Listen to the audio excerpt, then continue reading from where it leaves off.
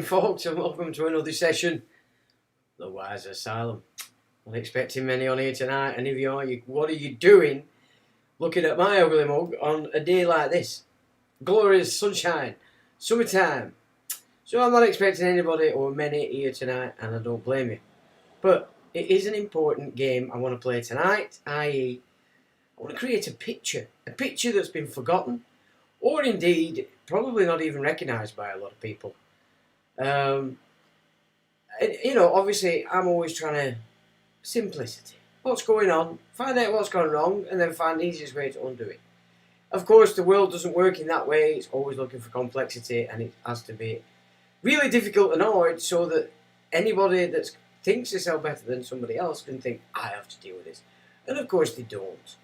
So that's the main theme of tonight. I want to paint a picture. I paint a picture because it'll help you see and understand things just a little bit better when you're seeing these talking heads all over the shop, especially the grandees. So it might get interesting. It will get interesting. But before that, I picked up an interesting speech this week. Putin.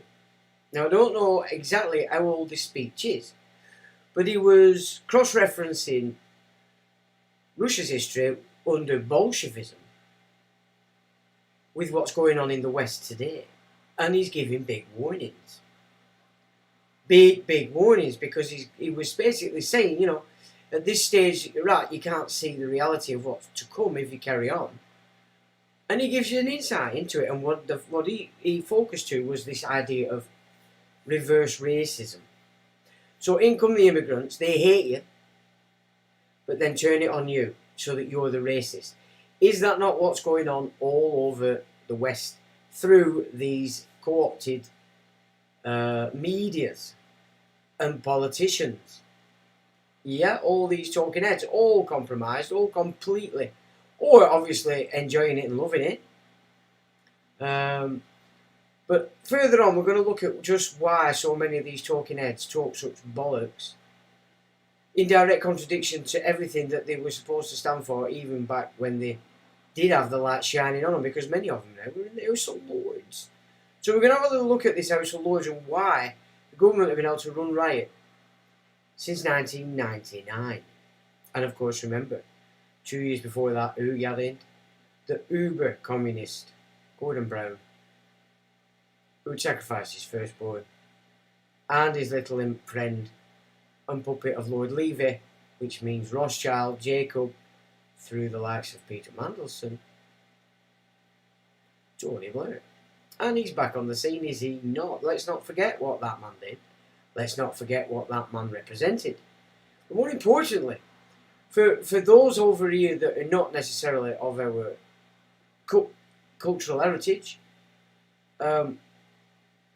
keep in mind what trickery we played out under Blair against you guys, because you block vote Labour for the handouts as dictated by the mosque. Yep, I know that came from my good friends who happen to be Muslims. So I'm not talking out my arse, we're talking straight here. But what they managed to do, because of that block vote, it put more power into the hands of Labour than would have been if it had been left to the natives, who were out there back in the day protesting by the million that we didn't want to go to war. We didn't want to go into Afghanistan, we certainly didn't want to be going into Iraq. But, unfortunately, the might of the block vote held sway. And that block vote voted in the very bunch and kept them in, and kept them as a majority in order they could go to war against Islam. So British Muslims played the biggest part in allowing that to take place from the get-go.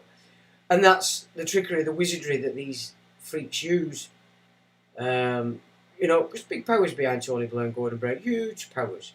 The might of everything, the empire, and whatever you want to call it, was behind that shift of what was a political party afforded to the working man here on Blighted, not really needed anymore, because of course through the 80s under Thatcher, which of course was Lord Carrington and thus Kissinger Associates, she demolished the unions, privatised the entire national infrastructure, and basically even though they were a big kerfuffle about it, dragged us further into Europe and cemented us further into Europe.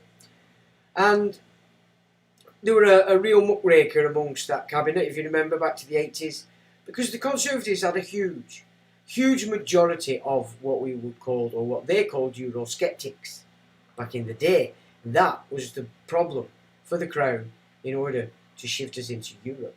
But they bombed the living daylights out of the cabinet that dared turn against the Privy Council, which is the power behind the cabinet. Now,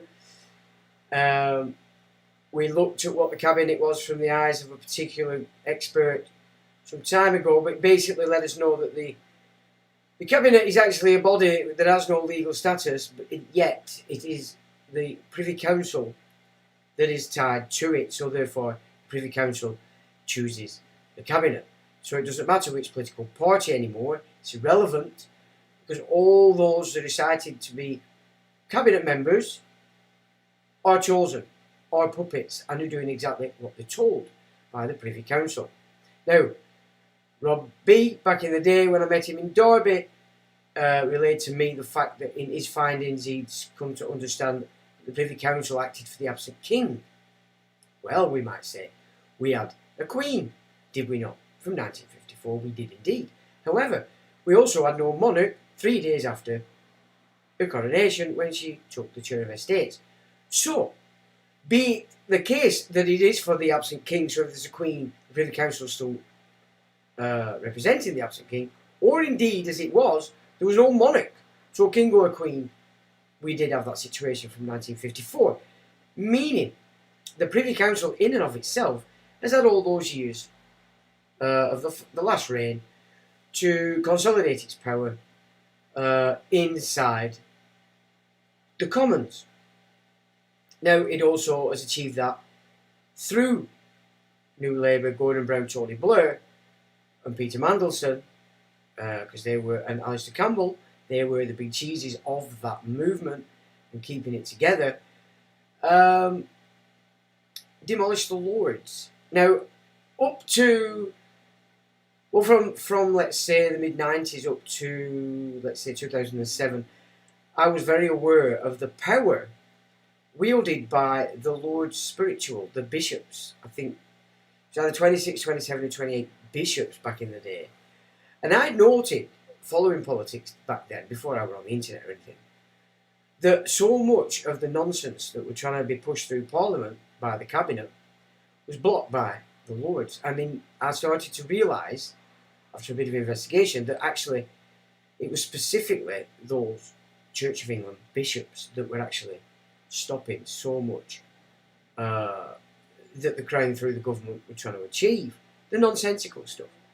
So, of course, Tony Blair then and Gordon Brown, one of their main roles from the get-go was to uproot the then Lords, which kept the government in check as it was supposed to do, and started to replace them. Well, what they actually did in 1999, if we take a look over here, but before I do that, I'll just say hi to who's here. 21 people here on a day like this. Well, thank you for joining. This will be interesting, because it will help paint a picture and also supports what I've been screaming about for about 20 years in the only sensible, simplistic way to take back your politics. And this is United States, here, Canada, Australia, New Zealand, everywhere that we know that our politics as a whole are completely subverted, is to offer up a full amnesty. A full amnesty. Yet records will be kept, of course, but they won't be released because it would just horrify the public. But these people would have to give up their handlers so we can round up the networks that are actually securing the blackmail. That's the only way you can pull back your politics. And as we discussed last week, when the notice of rejection of the contract offered by King Charles by Anna von Ritz, there were 21 barons went into lawful rebellion quite a long time ago, and they are in the court of the Lord High Steward, as they've accepted Ivan Talbot. So, gentlemen, I would say this, and ladies, if there are ladies amongst those in lawful rebellion. Okay, it's one good thing to hold that stand and keep it there, but you, having constitutional authority, you should be moving now to bring to book something of this sort of idea. Full amnesty. Give up your antlers. We take back our politics. We take back our system completely. That would be something that the barons in rebellion and Ivan could put together right now and put before the people of the Western world. Why not? It would work. They would be terrified of it. Why can we not put a royal commission, i.e. in this rebellious side, the ones that want to uphold what is true here, and not those that want to support the priesthood claim to everything by a deception. So that would be my sort of suggestion for those lords that are in lawful rebellion and Ivan acting as Lord High Steward. Why sit in the sidelines now? Why not come forward? Why not start to move this into the minds of the public, of the entire Commonwealth? Because if we pull it back here, being the mother of all systems across the Commonwealth, then it would naturally then have the authority. Whether we can enforce it, that's another thing. We don't have a navy anymore or an army. But the general idea, the ethos, the idea there would give others the right at least to have something to choose other than this shit that's coming out of the WEF. So that would be my take on what we're going to have a look at tonight, which then would give reason why we would need to do something in that vein. Anyway, who's on? Slipknot says, alright Sean, alright everyone, alright Trev. Paul says, good evening Sean, good evening everyone. Good evening to you, Paul. PY Music says, evening all, evening Paul. Anita says, hi Anita. Tash Rickens, okay, I probably said that wrong, he says, evening all, evening to you. And Solvimist, good day from Adelaide, 5:30 AM. Well done you. Well done you indeed. So, just before we get on to the... hang on, I need to just flip this. Over here, transition that. You're on that. Now, just before all the book script kicked in fact, the 11th of February I actually published it, but for about 6 months previous in 2019, I put all this together in the website, and it's just a listing of all the lords and their interests. Now, it does need updating, because I've looked into this again lately, and there are some frightening lords, one in particular that's been implemented. So this is the entire, from this first page you can get to every lord in alphabetical order. It's interesting for point of reference if you don't want to be going to the government website. It's always worth going though if you've got a lord of interest, just to check that they've got no more interest. However, this I see as a timestamp to these are the kind of things these people have been interested in. And what was so synchronistic at the time was that once they started to launch the script, I could see why I'd sort of been intuitively pushed to do this. Because in doing so, what I'd come to see is that so many of these lords in here had interests in everything that was about to be unleashed. So it is important that we understand why Commons is getting away with blue murder, because this place has been completely routed, completely, and Zionized, okay, priesthoodized, if you will. So that's there for everyone. I'll put it up there. It's a good place to reference if you're coming across people on your investigations. You'll get a little bit more. Some of them have got advanced links, etc. If we've actually profiled them in the past. Now, let's just have a bit of a reminder. So this is UK Parliament, and it's talking about hereditary peers removed. Now this is what the uber communist Brown and his puppet Blur pulled together on behalf of Lord Levy Peter Mandelson and ultimately Jacob Rothschild.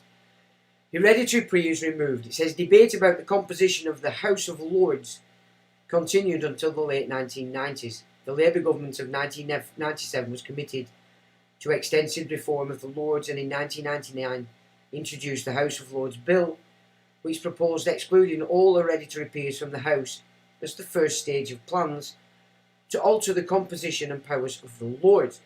So in that one stroke, you are removing positions that have been gained by keeping England as an interest in relation to how you have built your portfolio. So he's getting rid of the old school, the ones that would remember how England serves for freedom. And they were putting in all those chosen by Lord Levy. So there we can see, we need go no further. House of Lords Act 1999. This was debated in the Commons and passed by a majority of 340 to 132 in March 1999. Yeah, so you can see by this time, through the 70s and the 80s, it were when they were taking over the Commons, as it were, to the point when it came to attacking the Lords who were stopping the garbage. That's a big margin. But experienced stronger opposition in the Lords. I'm damn sure they did, but obviously they'd also been making headway in the Lords, and they had enough in the Lords to carry it through as well. Eventually a compromise was reached known as the Wetherill Amendment. Now, why would the Lords, why would a leaping Lord want to compromise? They wouldn't, would they? They wouldn't. They built the portfolio on England being England, and here comes some Johnny-come-latelys, Bolshevik freaks, wanting to say to these guys, listen, you're stopping us playing out, you've got to go. That wouldn't be a compromise, would it not, for old school men and women who know the game, they know how to run their station, and they understand English law in relation to the land holdings they have, which has given them the position of Baron. Okay, they wouldn't compromise. It'd be a big no thank you, sorry, that's what we're here for, pal. Read a bit of English law. We're here to block what you want to put through that is in accordance with English common law, or even English equity law. Because if equity's leaving England, it's not in tune, is it? Only foreigners are taxed. So they would not compromise. Something else had to be in play for that to actually come to pass. Let's have a look here. Eventually a compromise reached known as the Wetherill Amendment. After the former Common Speaker, Lord Wetherill, had proposed it, whereby 92 hereditary peers were allowed to remain in the Lords on a temporary basis until second stage proposals were agreed. The House of Lords Act thus significantly reduced membership of the Lords, essential in it when you've got the Johnny-come-latelys of Parliament completely run by the Privy Council as the Cabinet, whichever party's in place. You're going in your will here as a Lord in tune with what should be. You're actually going against the Zionised or priesthoodised Privy Council, which is in full control of the Cabinet. All that makes sense. Elected or appointed. In January 2000, Lord Wakeman's Royal Commission on the Reform of the House of Lords recommended a partially elected House. The government responded with a white paper containing various proposals involving an elected element, but both Houses of Parliament failed to agree on a way forward when these were debated in February 2003. Following the publication of another white paper in February 2007, both chambers again debated a similar series of motions. In March 2007, this time, the Commons backed an all-elected upper house, while the Lords voted for an all-appointed chamber. In July 2008, the white paper, an elected second chamber, further reform of the House of Lords was published. Parliament Act in use. The Parliament Act, meanwhile, continued to be used by the government. Remember, it can't subvert common law, but in subverting the actual Lords is an act of subverting the common law. Yeah? So it's overreached. Why then would the Lords compromise. They wouldn't.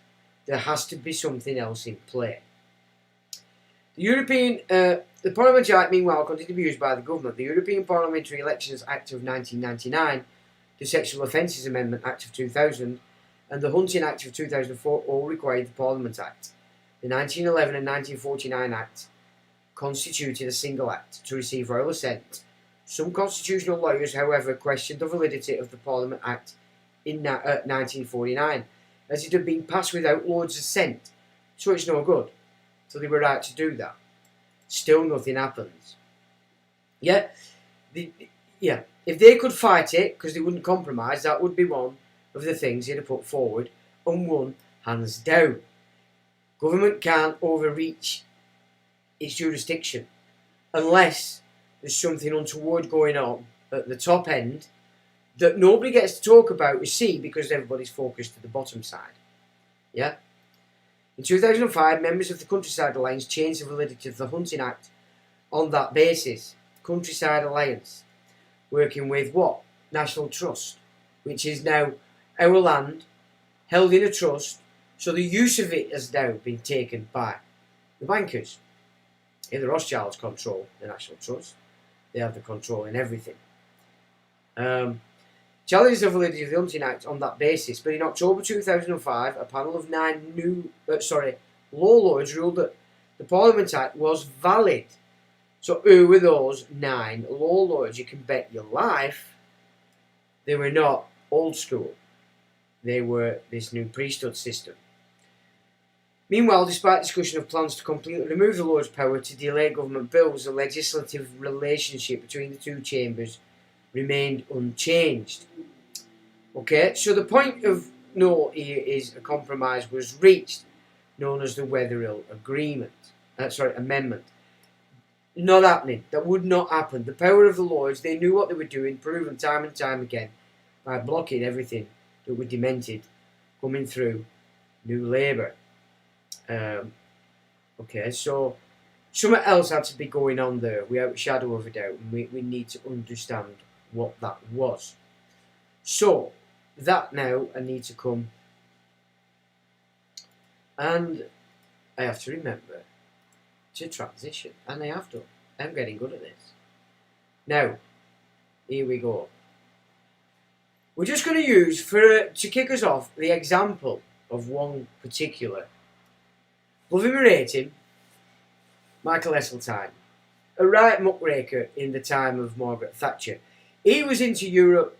He was hated by the unions because he were a big part of getting Leyland Motors axed. But this guy played that. But this guy's secret side, and where he come into conflict with Thatcher, was that he was big on the environment, but bigger still on Europe. Yep. He was really big on old Europe there, this guy. So, they wheeled him out, don't they, every now and again? Why would they wheel him out? Surely, at his age, he's beyond giving a toss. Yeah, he's beyond giving a monkeys. The guy was the defence minister as well. So the guy is a male, isn't he? This guy's a male. So why would he pop out when they say and talk absolute garbage and then go back without a smirk? So let's have a look. These on the right, blacked out, because you know, Life in the Mix has done a lot of work on Epstein. Okay, so we've been correlating it in ways that most don't, to try and make sense as to why that black book is so important. Because it gives up the game as to who was being controlled at what time, in order the priesthood can insert its agenda. Okay, now remember, Heseltine and his wife were bombed in the Brighton bomb, so too Thatcher. And they made a mess of his wife. I think she actually died of her injuries, but don't quote me on that, I'm not 100% sure. It's quite a long time ago. But just look at who's been found in his black book. That would be Epstein's, and that's both of them, Mr. and Mrs. Rupert, so these are the children, Annabelle and Alexandra. So not only are these networks blackmailing particular individuals, if these people have been earmarked to remain a lifetime actor in this shindig, Then obviously they didn't trust old Michael that much and made sure that they got his 3 children in this blackmail mix. Does that make sense to you? So can you see now why a lot of these grandees come out and talk absolute garbage, and in many cases they're speaking directly contrary to their entire agenda when they were actually in the public arena in politics? This is the other thing that got the lords to compromise, is this blackmail system. Remember, Robert Maxwell was before Epstein, handed to Les Wexner, who recruited then or positioned Maxwell's daughter Ghislaine and attached to her Jeffrey. Do you still think Jeffrey Epstein was the commander in that relationship? I would say not. And then they moved the entire network of the blackmail side over to America to front it from there, and the skullduggery, phone tapping, etc. That side of what Maxwell had created went over to Rupert Murdoch, who is, you could say, a shadow of Henry Kissinger. Yeah. Now, both those 2 characters moved over to China many, many moons ago. So this is the kind of picture I want to start to put into your head. Now, we put this together we put them in images just to compact the data in relation to certain people. So there's quite a lot of data there. I'm not so sure you can actually see it. It looks a little bit blurred to me. So I'll just, in case that helps, if people actually do want to read what's in there. So that's an idea of the gig that we've got going on in relation to why so many of our lords, ladies, barons, aristocrats, and others that should know better have actually kowtowed at all points and at all times when it's demanded of them. This is the system. Oh, I hope I haven't just... I think I've just knocked one off that I shouldn't have knocked off. Right. Cancel. So what have I just done there? Okay, I've knocked one off. I'm not so sure. I shouldn't have knocked that off, but it's too late. I've done it because I'm that fantastic. Now, so obviously as I investigate Epstein, I'm always creating files on different ideas of what kind of pictures each collection of people's forming. Does that make sense? Now, this is just, this is a just, he says. This is a big list. This is this network, and this is the Lord's. Okay, this is the Lord's. That is still tied to this thing, even though they're not actually a Lord themselves today or in there. Now, if you look to the left, can you see this okay? I'll just... is it too wide? Are you seeing what you need to see? Or do I need to show it? Let's get that into order before I... anybody, anything to say? Can you actually see that? I know there's a big delay on it, isn't there? Well, while I'm now just look at the... Solving says, just wanted to thank you for offering your view. I haven't found anyone else talking about these very interesting happenings. Well, thank you for that. You're quite right, and I think it's important because in a lot of cases it can reduce the anger and hatred that you do when you're doing this. So instead of throwing visceral at these people, you can come at them from a balanced standing and say, okay, I understand your position, and we're going to play this, yeah, rather than just hating them, because that just furthers the blackmail has on them. We have to offer out a rope. There has to be some method that these people that are blackmailed can pull from. Are the House of Lords similar to the Senate in Australia? Exactly. Yes, that is exactly how it works. You got the higher up. It's all based in Rome, as you can tell. In that sense, apart from the fact that they don't call it a Senate here, they call it houses. So you can see that, okay, right, okay, so we're going to go back to that now.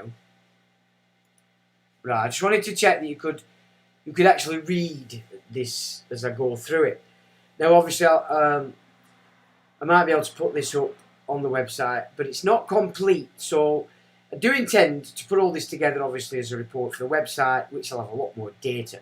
But at this detailing the ins and outs of these particular characters. But for now, all I want to do is give you a picture. How to now look at this situation, as opposed to the way the media wants you to look at it, and everybody in general, you know, talks about it. When they do talk about politics, they're angry. Now on the left, you've got a list here, down here, and that's people that have been in Epstein's book. And other Epstein connections. So this is the people. Now, not all of these people are still in the Lords or still in the public eye. However, they have relationships to people that are today. Do you get that? So in an essence, by having them, by definition, they've got these. The ones that are in now. You get me? Is that making sense to you? So the second column is the relationships those on the left have to people still serving today. Yeah?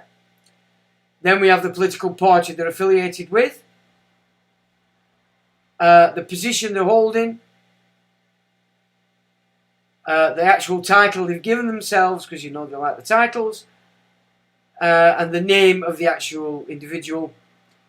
And then on this side is all the links to the actual pages for these people on the peerage. So it's quite a complex list. And like I said, we're not going to start going into details of each individual.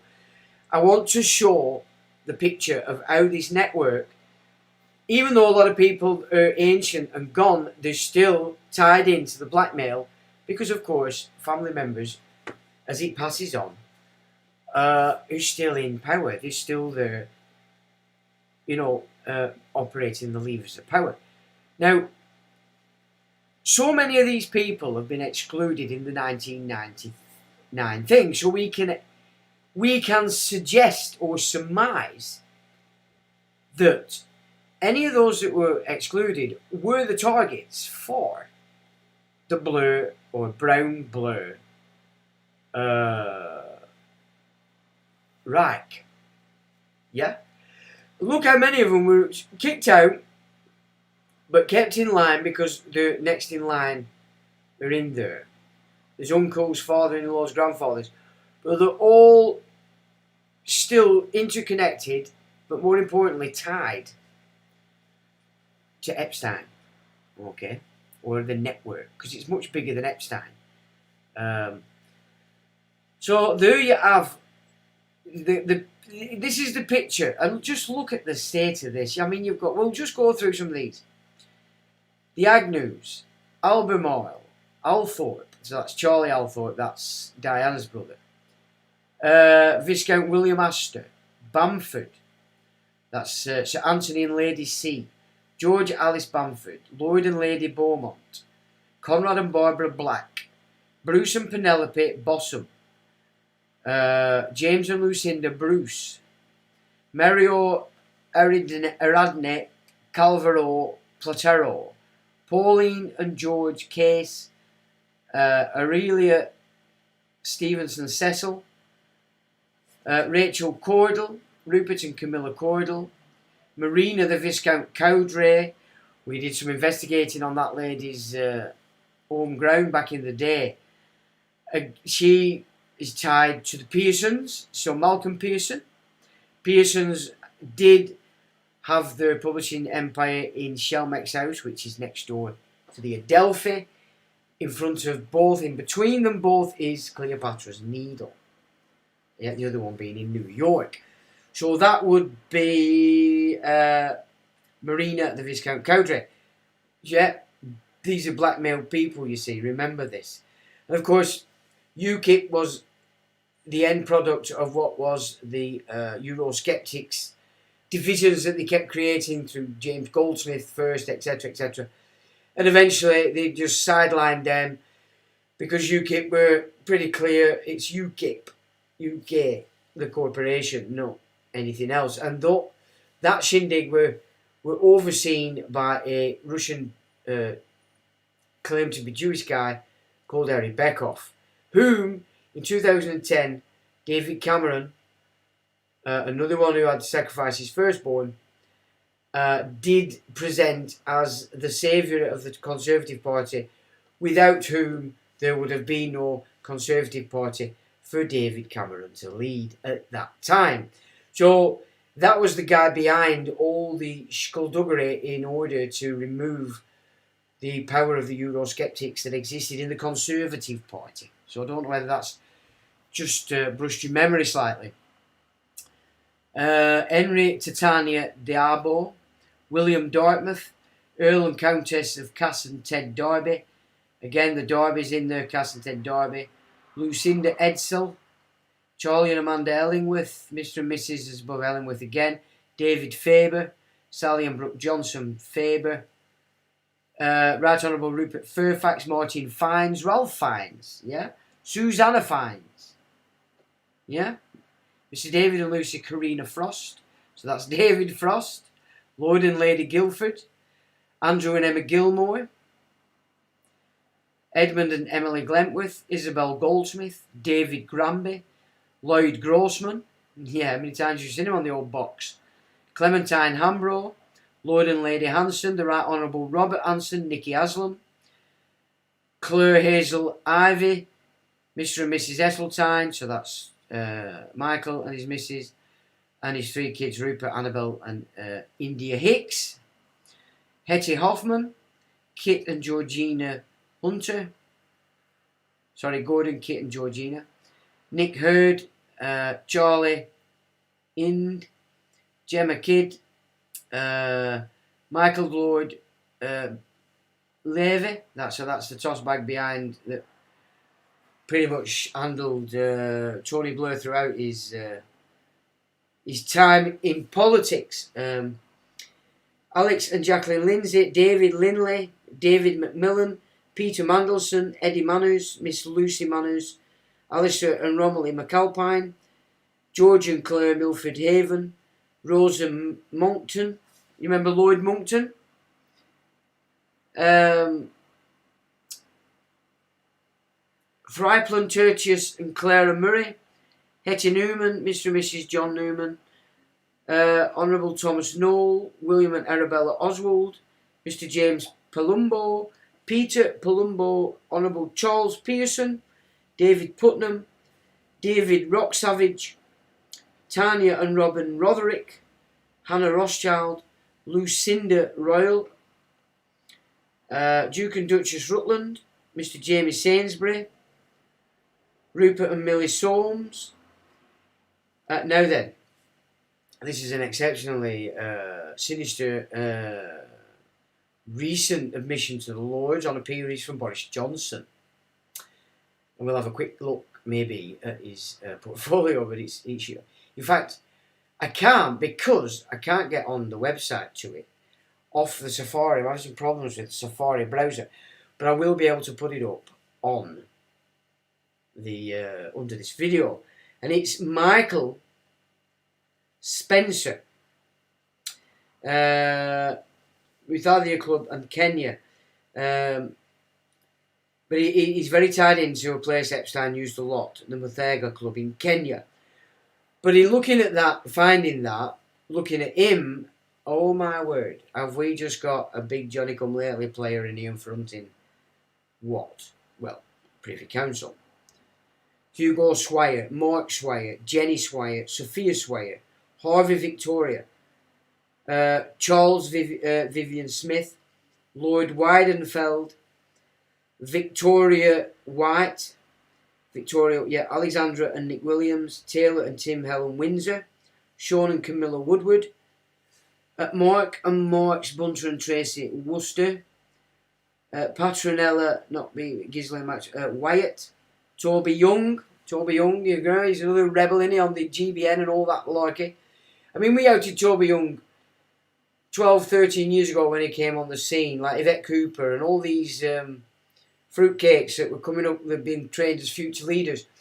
So, in effect, since Blair, and they've been importing these future leaders, people just trained to do as they're told, mentored, of course. That's what the mentor system's for.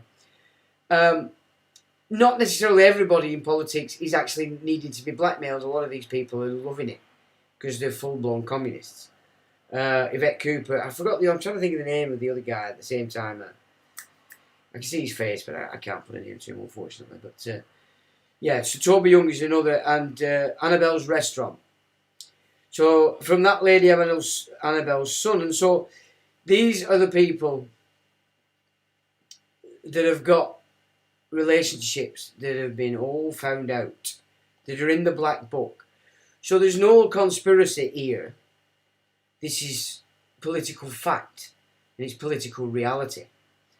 So this compromise that we've seen, that would not be in the interest of the lords themselves, but especially not the country, that have proved themselves in support of the nation many times, compromised, I would suggest, or the evidence suggests, because of this network. And of course, there's not only going to be Epstein's network, there's far more. And not only is everybody being blackmailed by sexual deviancy, it's not the case at all. A lot of these hedge fund boys, these financial guys, they got caught out financial fraud or some such, and have been held in the Informer network. So it's not the Informer network that the police intelligence control isn't just made up of gangster people, drug dealers. It's made up of financiers that instead of getting sent down, became a party to this nonsense. Yeah? So it's not just sexual deviancy that people are being blackmailed with. And that again needs to be really understood. Because it's the same thing. If you're being blackmailed and you're harming one of our nations, then you are right to be offered full amnesty. But you give up those that are blackmailing you. I mean, it would all have to be put on record, but it wouldn't be released now, because you wouldn't want that energy throwing around. You'd want to be dealing with the situation to regain your politics. And then, at some time in the future, it can actually be released so the public in the future can actually fully understand what went on. And then, you know, they can help form new systems that prevent it from ever happening again. We have to start somewhere. You know, these are not just ideas. These are means by which you can secure back your political system. So that's the picture I wanted to get across, because now you can look at these politicians and discern who would you have as loving it, who would you have been trained, mentored to be nothing but do what you're told, but then who are the ones that you know you can see are not comfortable doing or saying what it is they're saying. Because those are probably the ones that are held. I mean, Michael Epstein, it might not, well, black book, so it's Epstein, isn't it? But even Epstein, through Epstein, they were also offering financial deals. Even though, you know, he's renowned as this wealthy guy, he wasn't wealthy. They found nothing. He had nothing. It was all handed down from Les Wexner. But the might that was available through that network of the financial side, again, could be what a lot of our lords are actually trapped with. Not necessarily sexual deviancy, but the fact they're in this book, does immediately invoke ideas that it's sexual deviancy. But we need to at least consider that is not necessarily the case. It could also be some financial blackmail that's been picked up by whatever, but is also then being controlled or operated by the Epstein network. Now this is pretty interesting. Just let me. So the idea was that I'd set it up and cover my desktop so you didn't have to look at any junk on it, but it don't matter. Let's have a look. This is just a wiki bit. It's just picked off wiki. That have started to just add names that are in the Black Book. So BB stands for Black Book of Epstein's. But these were peers of the realm that were Charles and Camilla's coronation, because I think what we're seeing and witnessing here is it's not a... So the real rebellious barons who are in tune with the nation are the 21 that are in lawful rebellion. The rest of them are what I've been trying to put across in these live streams for quite a long time, that during the mass influx from 1850 to stopped by an Act of Parliament in 1915 or 14, this is the bunch that took over Freemasonry and became the barony, and they operate 100% because they've been installed by the priesthood system to support what became Israel and everything that's gone on since. Now, of course, Israel's not having its own way under Netanyahu at the moment, because it would seem pretty clear that the actual Jewish people that live in Israel do not want, under any circumstances, to move on side with China or indeed Russia. They want to stick firmly with the United States. But in order for that to take place, they're going to have to recognise what the government and intelligence services around the nation Israel have actually done in stealing all the data, all the tech from the UK, from Germany and from the United States, and handed it over to Russia and China. So these things do need to be kept in mind. But let's just have a little look at the people that were there bigging up this supposed coronation oath taken on a book that none of us have a clue what it says. So he hasn't got our sovereignty of consent. How could he? It's impossible. So the Richard Scott, 10th Duke of Buccleuch, and he was carrying the sceptre with a cross. The Charles Wellesley, 9th Duke of Wellington, carrying Queen Mary crown, and he's in, or Gemma Kidd, ex-daughter-in-law, is in the Black Book. So there's a connection. Hugh Grosvenor, 7th Duke of Westminster, carrying the standard of the Royal Arms of England. Interesting and not surprising. Charles Paget, 8th Marquis of Anglesey, carrying the standard of the Principality of Wales. David Cholmondeley, 7th Marquis of Cholmondeley, Lord-in-Waiting and former Lord Great Chamberlain of England. And Rose Cholmondeley, Marchioness of Cholmondeley. And I mentioned last time he brought in the... What did he bring in? The Rod of Equity and Mercy. Lord Oliver Cholmondeley, Page of Honour to the King, and he's in the Black Book. James Ramsay, 17th Earl of Dalhousie, Deputy Captain General, the King's Bodyguard for Scotland. Edward Stanley, 19th Earl of Derby, he's in the Black Book. Simon Abney Hastings, 15th Earl of Loudon, Bearer of the Golden Spurs.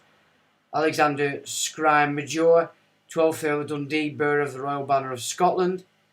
Patrick Stopford, 9th Earl of Courtown, Captain the King's Bodyguard of the Yeomen of the Guard. Nicholas Alexander, 7th Earl of Culloden, carrying the standard of the Royal Arms of Northern Ireland, and Amanda Alexander, Countess of Culloden. Can you see why I say to all you soldiers out there, you need to understand that commanders have been in this pocket for a long time. First World War, your first example. Actually, the first you could say was what they did to the Boers in South Africa to get an insight into what this priesthood, how the priesthood does war. So the commanding level has been in for a long time because they are the aristocracy. And you can see that here. A lot of them are carrying the standards. Yeah. Patrick Sinclair Erskine, 7th Earl of Roslin, Lord Steward of the Household, and Ellen Sinclair Erskine, Countess of Roslin. David Ogilvie, 13th Earl of Orley, Orley or something, I'm not sure. Virginia Ogilvie, Countess of Orley, I think that is. William Peel, 3rd Earl Peel, and Charlotte Peel, Countess Peel. And in the Black Book was Rupert Solmes, who was the brother-in-law. De Laville Astley, 23rd Baron Hastings, Bearer of the Golden Spurs. So there's more than one.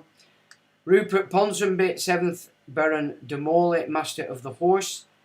Hugh Cavendish, Baron Cavendish of Furness, former Lord-in-Waiting, and Grania Cavendish, Lady Cavendish of Furness. Nicholas Solmes, Baron Solmes of Fletching, brother, was in the Black Book. David Ope, Baron Ope of Craighead, representing the Order of the Thistle. Robin Eames, Baron Eames, representing the Order of Merit. Valerie Amos, Baroness Amos, participate in the act of recognition of His Majesty. So that's an important character. Baroness. Helena Kennedy, Baroness Kennedy of the Shores, carrying the Queen's Rod. Narendra Patel, Baron Patel, presenting the ring. Ooh, Lord of the Rings, there can be only one ring. Is it? No, what am I on there? Anyway, you know the crack. Catherine Ashton, Baroness Ashton of Upholland, representing the Order of St. Michael and St. George. Sebastian Coe, Baron Coe, representing the Order of Companions of Honour. I've had data from people who know this guy and said he is an absolute shithouse. He is an uber extreme sort of hoity type, that fella. Ara Darcy, Baron Darcy of Denham, carrying the Armills. Eliza Manningham, Buller, Baroness Manningham Buller, carrying St. Edward's staff. Floella Benjamin, Baroness. How the hell did she become a Baroness? She was a kids' programmes. Fruit bat. God, no wonder we're screwed. Where is that now? Where's that gone? And she would carry the sceptre with the dove. John McFall, Baron McFall of Alcluith, Lord Speaker of the House of Lords. Oh, of course she. Floella Benjamin would have got it for programming kids, of course. What am I talking about? Angela Smith, Baroness Smith of Basildon, Leader of the Opposition in the House of Lords. Inderjit Singh, Baron Singh of Wimbledon, presenting the coronation glove. Susan Williams, Baroness Williams of Trafford, Captain of the Honourable Corps of Gentlemen at Arms. David Richard, Baron Richard of Hurst Monshaw, carrying the sword of spiritual justice. Richard Charteris, Baron Charteris, carrying the Queen's ring and presenting the Queen's sceptre with cross. Oh, that might be the flea bag. Hang on. Yeah, it might be Charteris. Sorry, I might have got to the one gone. My apologies if that's incorrect. Nick Alton, Baron Alton of Richmond, carrying the sword of temporal justice. Saeed Kamal, Baron Kamal, presenting the Armills. Gillian Merrin, Baroness Merrin, presenting the Robe Royal. Andrew Parker, Baron Parker of Minsmere, Lord Chamberlain.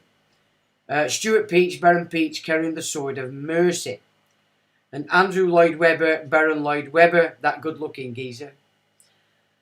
Composer of the coronation anthem, Make a Joyful Noise. Well, he's a complete toss bag there. And Madeline Gurdon, Lady Lloyd Webber. Rowan Williams, Baron Williams of Ostermouth, former Archbishop of African Church of England Voodoo Shamanism, otherwise known as Canterbury. So that's just an idea as to why. It's not a Baron's revolt. This is a installed barony's coup d'etat. That's what this is. And that puppet, Charlie Boy, isn't telling these guys how it is. They're telling him how it is. Do you get what I'm saying? This bunch of Johnny-come-latelys and others are the ones telling Charlie how it's going to be. So it's really important that we do start to recognise this kind of shindig, because it's going on everywhere now that here we have. Now that might be too big. I don't know what crack is. But again, this is just a PDF full of these images that I put together as I investigate and find the data, and I just put them together in this kind of format. Because they're easy shareable, and you know, this is important data. So there you've got Rupert Keppel. There he is in, can you see that there, in middle, top. So where you see that little funny writing and blackouts, that's taken from Epstein's book, alright? I have the unredacted book as well, but there's no point putting the details on there. It's enough that they're in the book. So there you've got Rufus Keppel, 10th Earl of Albemarle. There's your data if you want to. You can hold off on these when I've gone. So there you've got Caroline Stanley, Father Lord Braybuck, Countess Cass. There she is on the left in Epstein's, taken from Epstein's book. And husband Earl of Derby, Robin Neville, 10th Baron Braybuck. Okay, so there's that. You know, Lord Lieutenant of Essex. You see, they've got all these positions of power, but they're not what we class as English aristocrats, or Scottish, or Welsh. This bunch of Johnny-come-latelys are black nobility puppets, so the Venetian puppets. Cecil Stevenson, Lord Amherst of Hackney. There's Cecil Stevenson taken from the Black Book. There you go, Hackney Elizabeth, blah blah blah blah blah. Charlie Ind, House of Lords' father-in-law and brother-in-law in the House of Lords. So there's Indy Charlie. So if he's being blackmailed,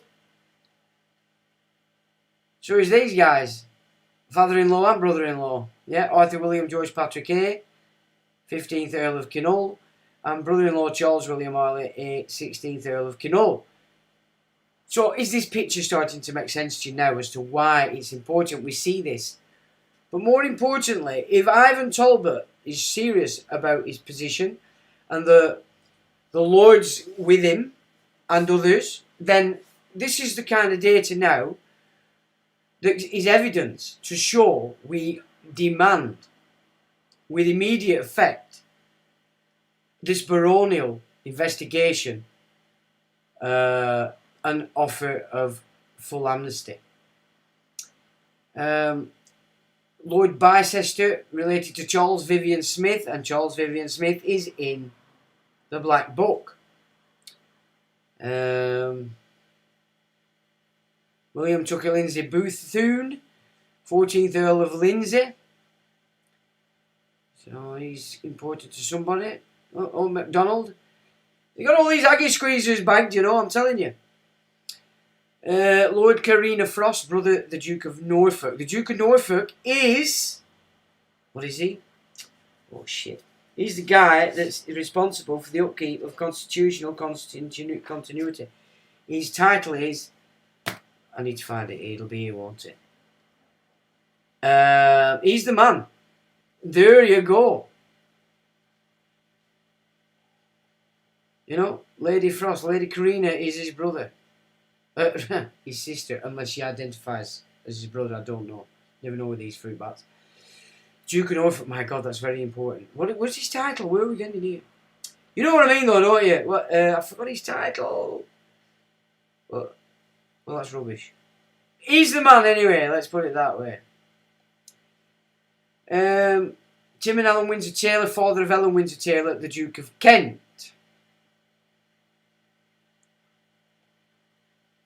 Right.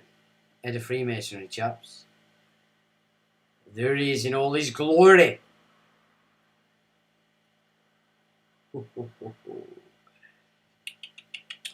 And Lady Ellen Taylor and our Pap Booson.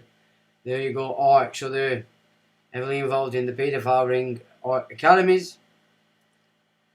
Epstein's Nick Hurd, son of Lord Douglas Hurd. Yeah, there's Lord Dougie Hurd. You've all seen his gob all over telly for years, not anymore, of course. But keep him in line, you've got his son. Yeah, you know what I mean? His father, Francis Walter Kerr, Marquis of Lothian. Yeah, we've got it all going on here. Victoria Hervey, brother Frederick Hervey, 8th Marquis of Bristol. Hey, she looks a bit of a fitting. Hey, Flossie, you've got a spare room in your castle, but you can't sacrifice me. You know what I'm saying? You've got to be my friend. Yeah, I'm liking that. So, so she were in it herself. Oh, dear girl, have they got you back? I'll rescue you. I'm a naughty child now. I'll come and sort you out, cop. You look alright to me. So there we go. 8th Marquis of Bristol. Mummy and Daddy. And all that. Alex Lindsay, son of the Earl of Crawford. Lindsay and Alex Jocelyn. Oh. Earl of Crawford, he's buggered. Epstein, the House of Lords, Claire Hazel Ava, husband Earl of Avit. Bloody Aggie squeezing name, that, innit? Honestly, them bagpipes have proper screwed you up, guys, and shagging them Aggies. It's not done you any good, you know. What kind of a nail's that? A name. It's as bad as them Welsh guys. So there you go. Arthur Edward, Rory Guinness. And Hales is in there. Got the wife. You will do as you're told, sunshine. David Linley, son of the Earl of Snowdon. You got the boy, you've got the man, you've got the dad. There he is. Well, he looks a bit perplexed. Well, maybe he doesn't actually, he might enjoy it. Anyway, who else have we got? Earl of Dartmouth. William Dartmouth, there he is. He's bagged in and of himself. Oh dear. Earl of Gainsborough. Thomas Noel, father, Earl of Gainsborough again. They've got his boy, Earl of Gainsborough. Lord Aberdare. James Bruce, brother of Lord Aberdare. He's got his brother. Got him. The Right Honourable Rupert Fairfax, father, 13th Lord Fairfax of Cameron.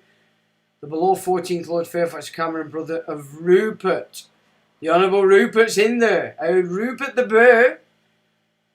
Oh dear heck. He's tied to old Jamesy, but oh no, he's in. He's in.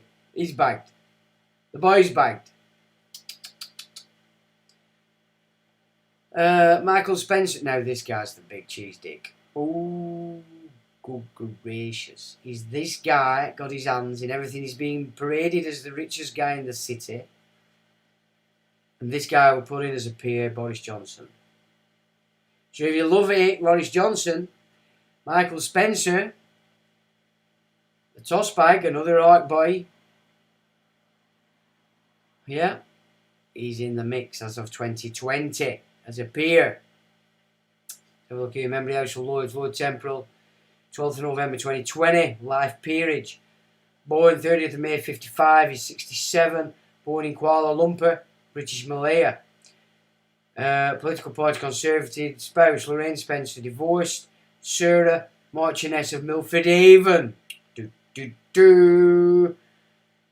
Financial broker, investor, ICAP, Charity Day, political fundraising. That is nothing compared to what this guy's got in his mix.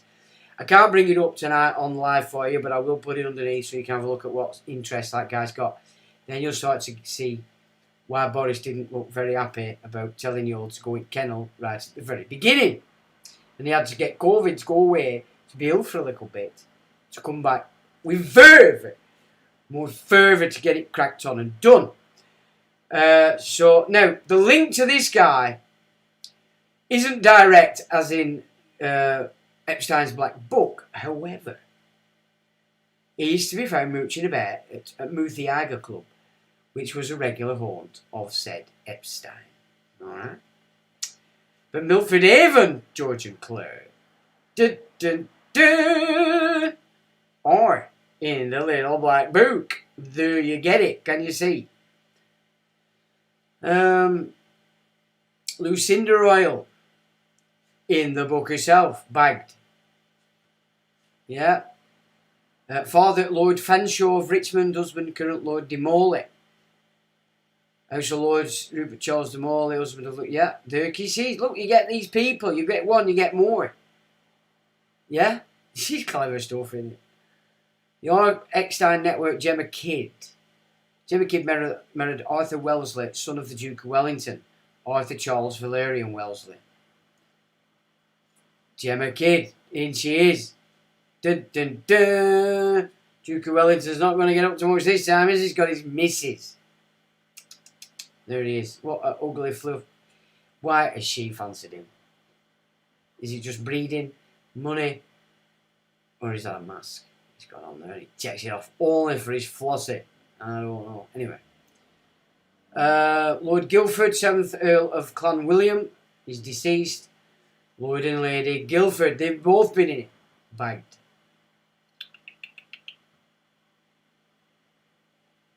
Andrew Gilmore, son of Lord Gilmore of Craigmillar. Andrew and Emma.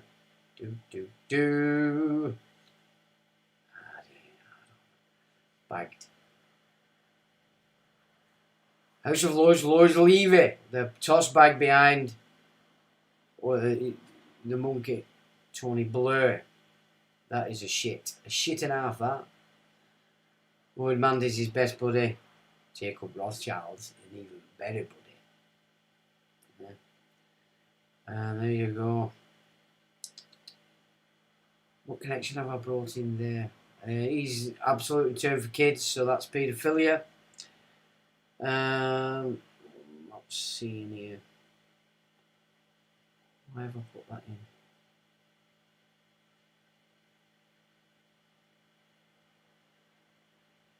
Oh, I think I've either missed something off there. But he's important for many other things, so we don't care. Levy in support of the bug. He praised the work of Lord Levy, who had led the fundraising effort with one or two others. Mr. Cornwall Brown said Jewish Care alone had estimated that they would need an extra $5 million in addition to what he would normally spend to help tackle the bug. In the first 3 to 4 months of the crisis, having spoken to other homes around the country in the sector, he said the extra funds had meant there were not concerns about paying for extra for staff and residents, and neither was there a problem with paying wages. Now, Lord Levy on Epstein donations to IPI. There we go. Lord Michael Levy, who for a number of years raised money for Labour and Tony Blair, sat on the board of Turgid Rod Larson's think tank without knowing anything about the financial support from Jeffrey Epstein. I don't think he just said that because he tells big porkies. UK Politics, Lord of Limerick, Patrick Edmund Perry, Conservative, and he was excluded in 1999. There he is. And his wife bagged. You will do as we say. Epstein's Lucinda Edsel, second husband David Charles Poole, who's the second barrel of Poole, bagged. Another Epstein connection, Lord McAlpine. Oh, we know a lot about him, don't we? He's very, very, very into youngsters. There he is, Alistair and Romilly McAlpine, bagged. But then he would happily bagged because he loves it. Claire Marie Threepland. There she is. There she is. First husband, 17th Earl of Pembroke. There he is, Earl of Pembroke's wife bagged. He's bagged. David Cholmondeley, Lord Great Chamberlain, a.k.a. Doc David Rock Savage. Oh, look at that fella. Looks like he's come off Tudors series on telly. There he is, he's in there. Ooh, yeah, just look a bit that way, doesn't he? Look at that face. That face says, come on. Yeah, I'm not going to... No, that's getting a bit rude. No, stop it. So there he is, in all his glory. Bagged. Rosa Monckton, father Viscount Monckton of Benchley. We know, remember? Lord Monckton, we loved him. Came out saying everything that you needed to hear at his time. Bagged. Got your daughter. Bagged. Is that why he shut up? Is that why he shut up? I wonder what date were. That'd be interesting to find out what date that Flossie is in that book. Because that'll tell us whether Lord Monckton were real, or whether he was just playing all along, or whether he shut up right rapid when they got his little girl. See, can you see how these people, they're not necessarily evil. They've been totally and utterly blackmailed. Lord Rotherwick, Tanya and Robin. Oh, dearie heck.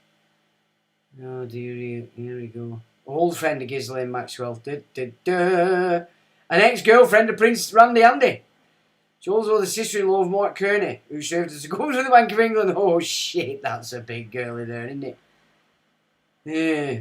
Third Baron Rotherwick. Another Aggie squeezer. The Earl of Spencer. There he is, in all his glory. The two big shit. Son of boy. There he is. He's in the book. Bagged. There he is. The gobshite. His father, of course, is Lord Dartington. But, of course, this is a guy that pretends he's been a rebel. He's on your side. He's cross. And you must support him. Toby the Young, no relation as far as I know. He's bold for a start. And he's fucking ugly. You can't make him related to me at all. Because I'm gorgeous and beautiful. And I've got my hair on. So, he's no relation. Unless he's from dodgy side. But anyway, there we go. He's in. He's in. So everything that comes out of his gob is a game on. Lord Weidenfeld. Oh, he's been in his bagged. George Weidenfeld, Baron Weidenfeld. What's he all about, this fella? Austrian British. Jane Seif. So, alright, okay. George Weidenfeld, Baron Weidenfeld, was a publisher, philanthropist, and newspaper columnist. He was also a lifelong priesthood. Ho ho! Now then, can you see the gig? So even if you're on the side, they're still not happy until they've bagged you. Then they feel safe. And away you go. Worcester, son of the Duke of Beaufort, David Somerset. Oh, he looks important, doesn't he? Looks pretty important, I have to say. Likes his fox hunting. Well, that's fine. Have you ever watched or seen what a fox does to a chicken coop? It's only getting back what it puts out, which is called karma, I would say. So I don't really give a shit. And you can't really have farming going well if you've got foxes lurching about. Personally, I'd shoot them. But I do like a fox. I do see them quite often when I go for my walks, and they're pretty good. How's the Plantagenet, this guy? You've got another Plantagenet. Gee, man. Huh? How about that? So he's bagged. Everything he does, it's bagged. Ghislaine Maxwell with Petronella Wyatt, daughter of Lord Wyatt of Weeford. Oh, have I missed it off? I've missed off the...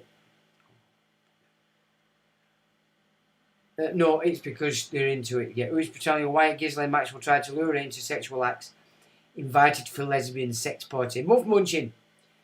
Ah, there you go. And she gave her a public sex lesson, my jolly.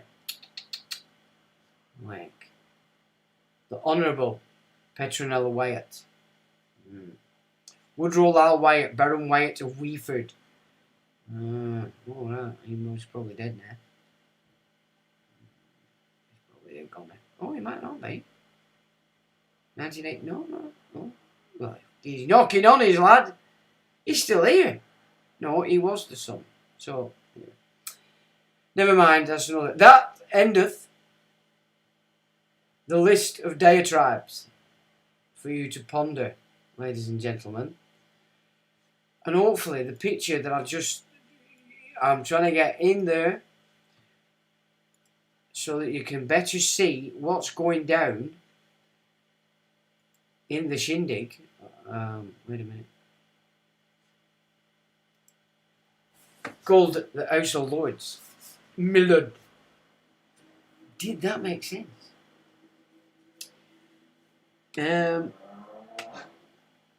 Solomon says, okay. P1 Music is very small writing. Yeah, I know. My apologies, chaps. Good vid, says John. Thank you, John. God says, Konnichiwa. What in the world is that? Is that a fish? Is it a fish? And Cos says, play school. What window are we going to go through today? The Telfibbing window. Quite obviously.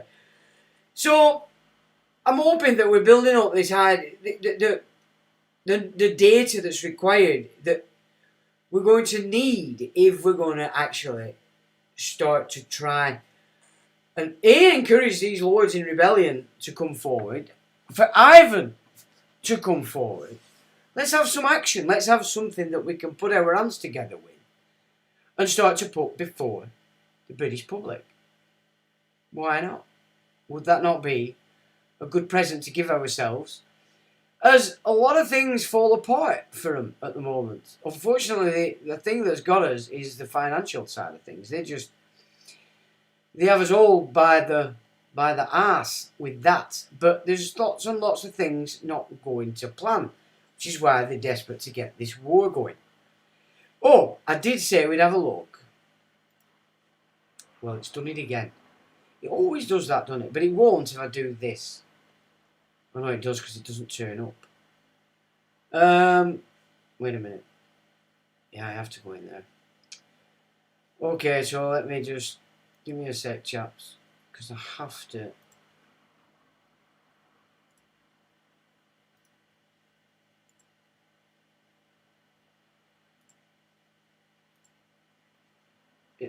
Is it because... now I'm getting... I think now I've just learnt something.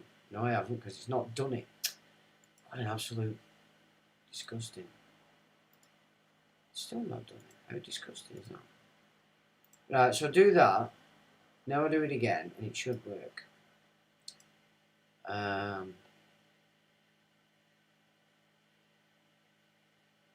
It's disappeared completely now.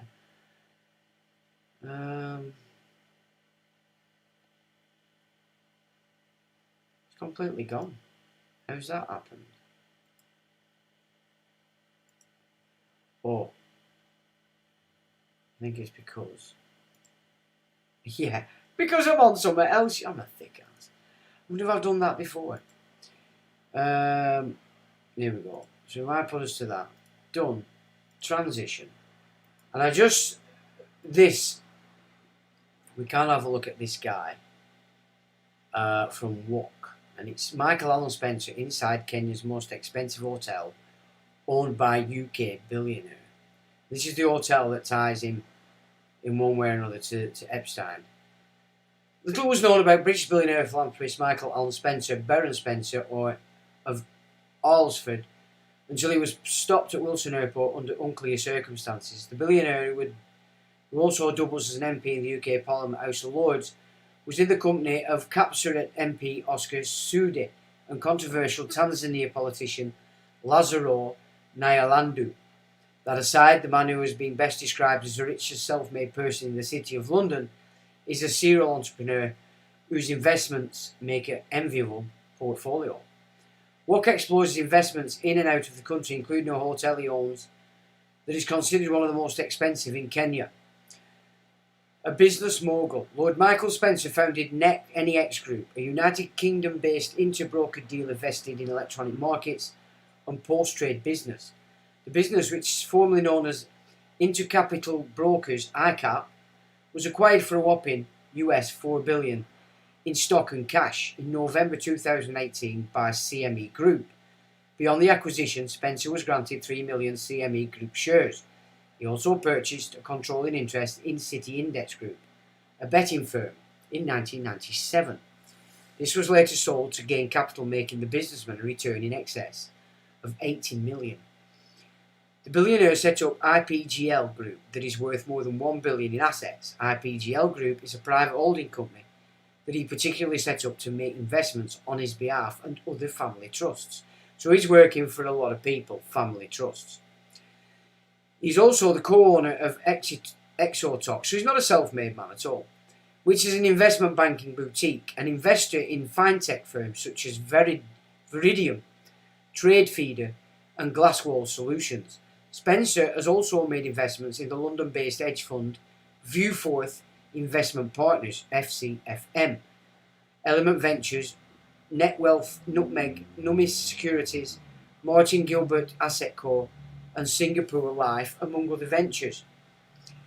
Lord Michael Spencer is the founder and owner of Serai House, a commercial lodge situated in Barona Conservancy, Laikipia County, at the foot of Mount Kenya. The lodge sits on 250 acres of land high on a ridge with spectacular views in all directions, surrounded by indigenous forests and game-rich hills and plains. Some of the activities at Serai include flying, camping, picnics and sundowners, retreats, games, drives, walking safaris and riding safaris. The lodge is arguably Kenya's most expensive destination, with suite prices starting from approximately 1.5 million KSH each night, and its policy requires guests to stay for a minimum of 3 days. For each day, therefore, one part with at least 4.5 million for 3 days. Michael Allen Spencer also owns Kenyan home in Kilifi County, sitting on a cliff top overlooking the Indian Ocean. The residence has an open veranda with scenic view of an infinity pool that seems to extend into the Indian Ocean, giving perfect sundowner evenings. Complete with yacht rides, and Kilifi residence is stately. The billionaire flies around in a Pilatus PC-12, a passenger and cargo aircraft, with a reputation for outstanding versatility, performance, reliability and operational flexibility. The aircraft costs between KSH 225 million and KSH 248 million. I'm not sure what KSH is, must be a Kenyan shilling or something. Additionally, in 2018, Lord Spencer revealed in an interview with Business Daily that he was the Kenya Derby's main sponsor.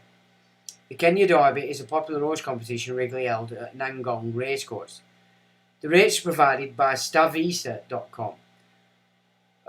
14,000 per night up to 6 guests. Additional guests up to a maximum of 12 guests, 2,200 per adult per night. So you're not going, and I'm not going. Children between the age of 6 and 12 years of age, 960 per child. We can't even go if we pretend to be children. Children between the age of 0 and 5 are complimentary. 215 per night per person for private guides or pilot. A recommended gratuity of £50 per guest per day. Politics. British Prime Minister Boris Johnson granted Michael Alan Spencer peerage in August 2020, giving him a ticket into the House of Lords. Before this, he had served between 2006 and 2010 as the Conservative Party's Treasurer. Engagement with Kenyan politics. The 66-year-old was on the 5th of January 2022 detained at Wilson Airport along with Kapseret MP Oscar Sudi and former Tanzanian Minister for Natural Resources and Tourism Lazaro Nyandula following an altercation at the airport. After the arrival at Nairobi from Eldoret, the three insisted on using the VIP area and did not want to have their luggage scanned, with the Kapseret MP claiming to have been in a rush to attend a parliamentary engagement. As airport officials would not back down, the trio was detained until they agreed to follow set procedure. After the incident was broadcasted in the media, there was an impending curiosity as to whom the two individuals who accompanied Oscar Sudi were.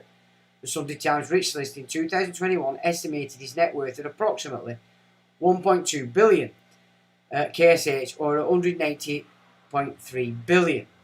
There are no claims that he is among Deputy President Ruto's 2022 presidential campaign financiers. Personal life. The billionaire and Oxford University graduate is based in London, Suffolk, UK, is married with 3 children.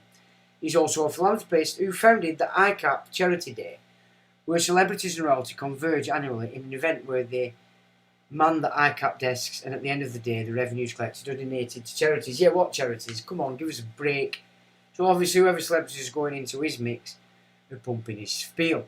But you really do need to look at his interests on the Lord's page that I'll put up under the video to get a full picture of that flea bag. So, there we go with that. Now, that pretty much accomplishes the mission set out today. Oh, good. An hour and 23. That's jolly good, actually. I get a bit of time for a chill. Right, guys, thanks for coming. Didn't expect many to be here today with it being so warm. Just to finish off, LFX gives it the thumbs up. Jeff says Sean and all thumbs up. Have anyone been following the Peacekeepers and David Icke shenanigans? Yes, I have. June Gore says, Jeff Barbie, yes, to follow PK, interesting. Jeff says, June, it would be nice if they had a Zoom meeting with clean hands. And on that bombshell, ladies and gentlemen, thanks for joining. Mods in the background if you're there, thanks for modding. I hope you have a great week while the suns are shining and enjoy yourself. And I shall see you. Next time.